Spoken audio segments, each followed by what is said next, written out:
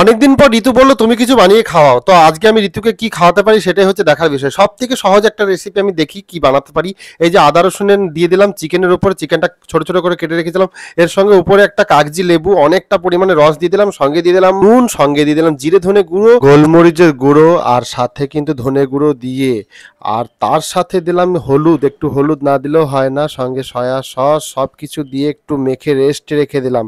তো রেস্টে রাখার পর ময়দার কর্নফ্লাওয়ার সঙ্গে কাশ্মীরি লাল লঙ্কার গুঁড়ো আর একটা ডিম দিয়ে ভালো করে মেখে নিলাম। আজকে ঋতুকে তাক লাগিয়ে দিতে হবে খাইয়ে, যে কেমন দেখো আমিও রান্না করতে পারি।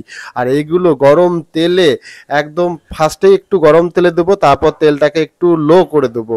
তাহলে কি বলতো, ভেতরের মাংসটাও সেদ্ধ হবে আর উপরটা লাল হয়ে যাবে না তাড়াতাড়ি। তো দেখো আমি রান্না করতে শুরু করে দিয়েছি, আর সব পকোড়াগুলো একে একে ভেজে নিলাম। তোমরা তো বুঝতেই পারছো এটা চিকেন পকোড়া হচ্ছে, কিন্তু একদম এটা অন্যভাবে হচ্ছে, একদম সহজভাবে। মানে তোমরা দেখো কেমন ভাবে বানাই আমি। তো ভালো করে একটু লাল লাল করে ভেজে নেবো, ঠিক আছে। এরপরে কিন্তু কাজ বাকি আছে। একটা ডিম ভেঙে নিলাম, সঙ্গে লবণ, সঙ্গে কর্নফ্লাওয়ার। তো সেটা ভালো করে ফেটে নিতে হবে, একদম ভালো করে। তো এই যে একটা ব্যাটারটা যেটা নিয়েছি সেটা ফেটে রেখে দিয়েছি। এবার দেখো একটু লাল লাল করে পকোড়াগুলো ভাজা হয়ে গেছে। এবার পকোড়াগুলোকে আমি তুলে নেবো।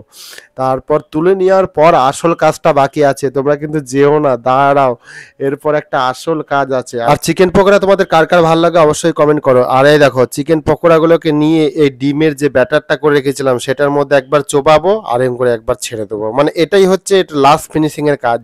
আর এটার জন্য একদম পুরো কবিরাজি, মানে কবিরাজি স্টাইলস হয়ে যায়। মানে এটা তোমরা কারা কারা খেয়েছো এইভাবে বানিয়ে অবশ্যই কমেন্ট করে জানিও।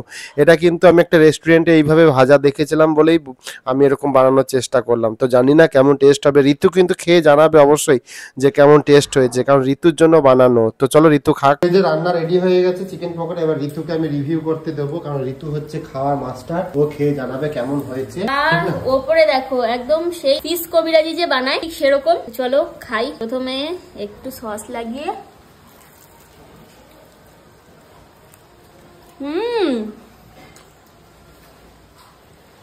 হেভি হেভি, তাই টেস্টি হয়েছে, ফাটাফাটি লাগছে। ওয়াও।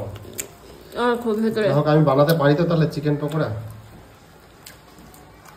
তো আজকে ঋতুকে চিকেন পকোড়া বানিয়ে খাওয়ালাম। ভেতরে ম্যারিনেশনটা ফাটাফাটি হয়েছে, নুনটা একদম পারফেক্ট হয়েছে, হেভি লাগছে। ফাটাফাটি তাহলে নাকি বলো?